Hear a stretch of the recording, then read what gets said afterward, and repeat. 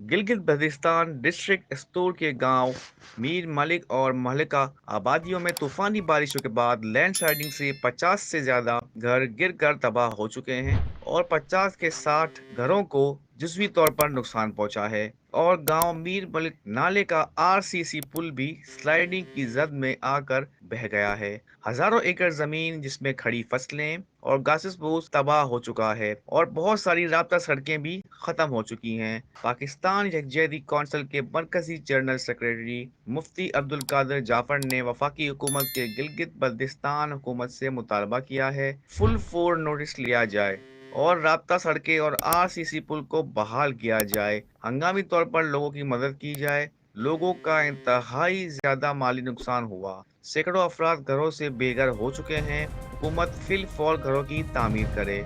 MBB news, Karachi.